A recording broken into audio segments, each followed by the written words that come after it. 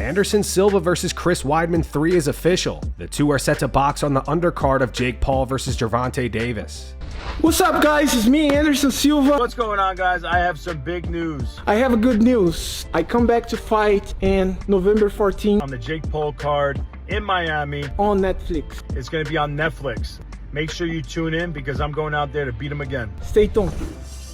Alex Bejeda surprised Glover Teixeira with another vehicle. A few years ago, Alex got him a Harley Davidson. This time, Alex got him a brand new truck. Glover posted the footage to his Instagram. In the caption, he wrote, "I can't believe he did it again. Thank you. Hashtag speechless." Galera, esse cara sempre me surpreendendo. Olha aí, olha o presentão. Hã? Ele sabe que eu gosto dessa caminhonete muito. Sem palavra, né, cara? Sempre junto, comemorando. Vitória. Casa Branca agora. Vamos que vamos.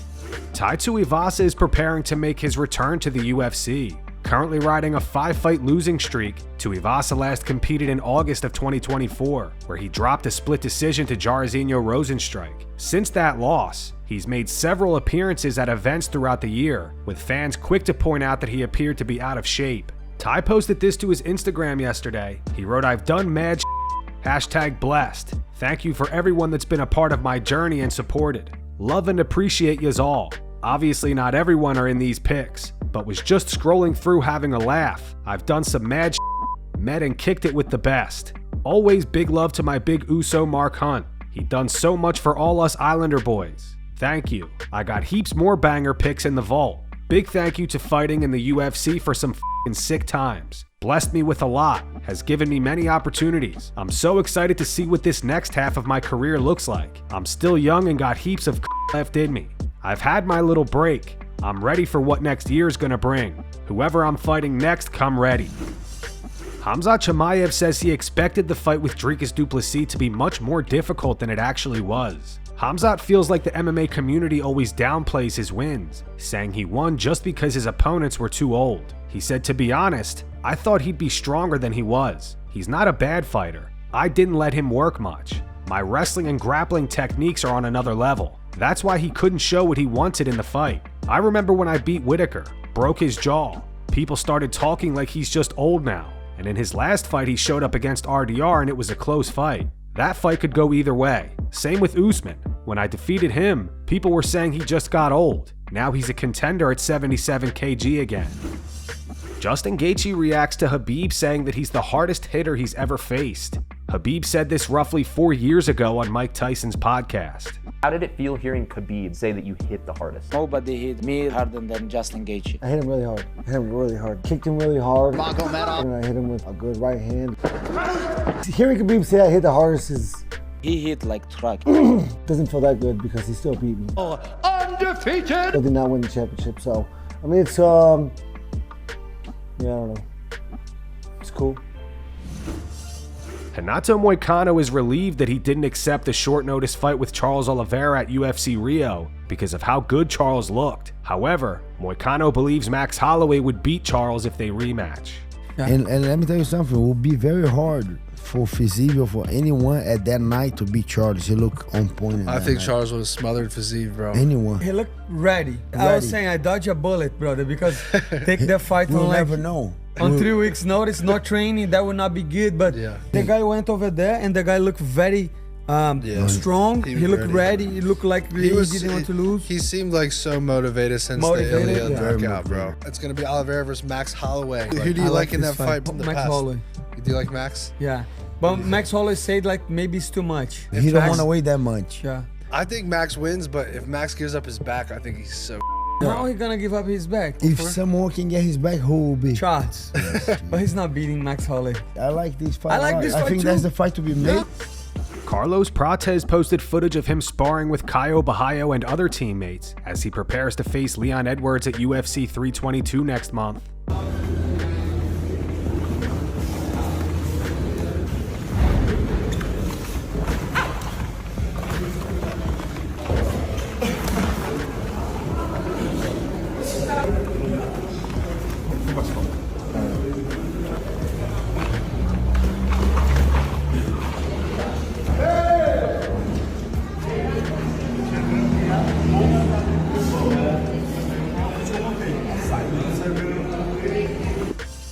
Sean Brady is set to face Michael Morales at UFC 322.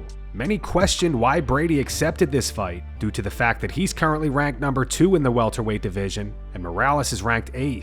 On the Ariel Helwani show, Brady reveals Hunter Campbell called him personally and told him Morales was the only guy available if he wanted to fight this year.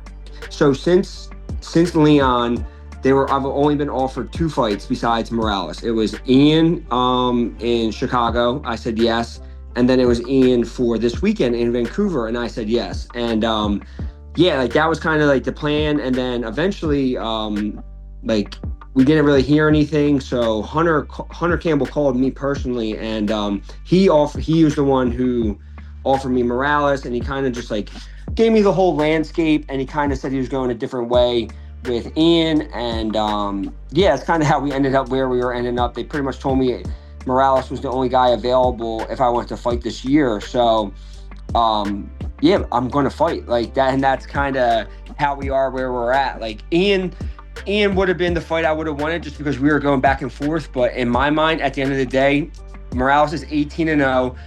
I might as well I'm going to have to fight him eventually. I'm going to have to fight all these guys eventually. So I'll get him out of the way now, and then I'll go from there. And that's kind of been my mindset. Like, I want to fight 2 more times this year after I fought Leon. So I definitely wasn't sitting around and waiting until next year to fight. For what? A different matchup? All these guys are great. Ian's great. Bilal's great. Jack's great. Morales is great. All these guys are great fighters in their own different way. And if I'm as good as I say I am, I should be able to beat all of these guys. So why not take out Morales right now and then deal with somebody else after that? Alexander Volkanovski grapples with Craig Jones, who is widely regarded as one of the top grapplers in the world.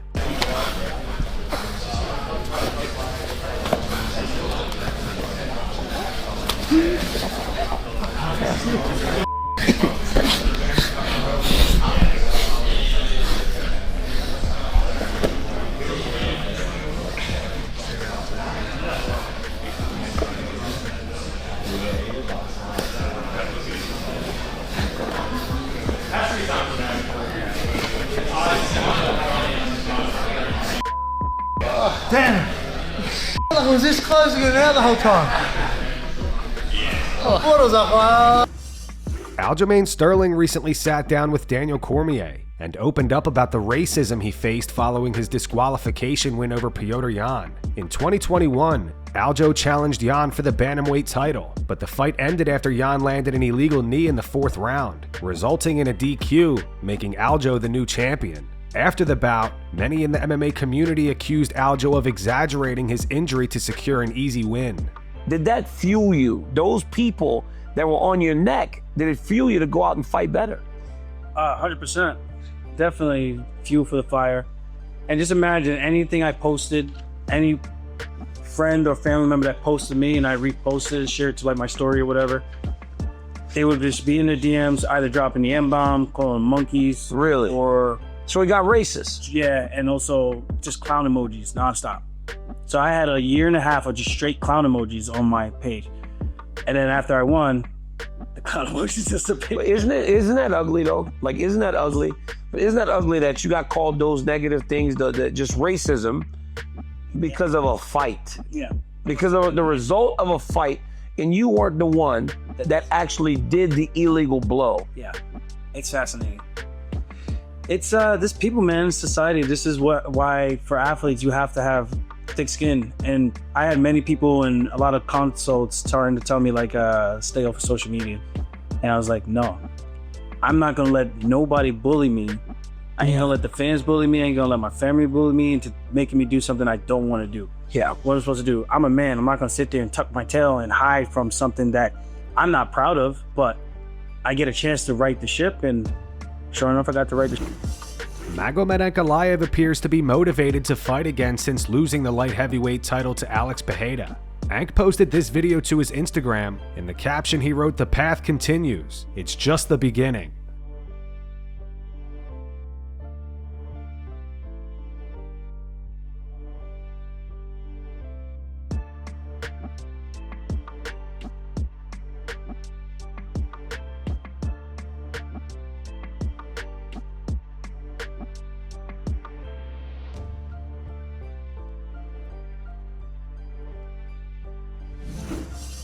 Alex Pereira has responded to reports that Magomed Ankalaev fought him with a rib injury. Pereira said that he'd be open to comparing medical results with Ankalaev, claiming he competed with injuries that were even worse. Alex said, "I've always been injured, and injuries, man, it's all the same." Now Ankalaev is talking about a broken rib or whatever he had. Bro, if you saw my injuries right now, me fighting him today, he'd feel like he wouldn't even come back to fight again. He'd be like, damn, what am I even doing in this organization? He'd quit, man. I'm not even gonna say anything. I'll bet him though. I'll show you my medical results, what I've got versus what you've got. I doubt this guy has dealt with the things that I've dealt with, man. Dana White recently had a laugh at Tito Ortiz's expense. Dana reacted to this video where Tito says, "United we stand, divided we will not fall." I take a lot of slack from people saying that you're a sellout. You know what? I'm not a sellout. I'm an American. Yeah! And at the end of the day, united we stand, and divided we will not fall. Dana left a comment. He said, "That's incredible, my boy." When Khamzat Chimaev defeated Dricus Du Plessis to become the new UFC middleweight champion, Petr Yan congratulated him. However, he said he doesn't consider Khamzat a Russian champion since he fights under the UAE flag. Khamzat has since responded to Petr. He said, "I know Petr Yan. He knows me. I speak Russian. We trained at the same gym." And he says, "I don't consider Khamzat a Russian fighter. How can you not consider me a Russian if you're speaking to me in Russian? If you look at it all, Yan became a UFC champion before me, started making money before me, but I built a gym in Russia. I built roads in Russia. I help young people in Russia. I haven't built a gym in the Emirates. I don't help anyone there. People there are wealthy. They help me. I help our people, you could say.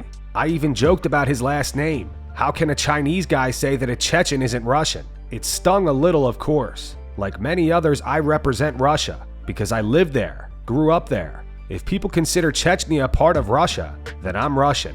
And that's going to wrap it up for the news. Thanks for watching. For daily MMA news and content, subscribe to Full Mount MMA and click the bell icon to be notified when we post videos. Here are the 3 top comments from last video. The first one's in reference to Khamzat Chimaev accusing Sean Strickland of bringing a gun to the gym. It's from Steven. It says, "Sean Strickland walking around gym with his gun is the least shocking story ever."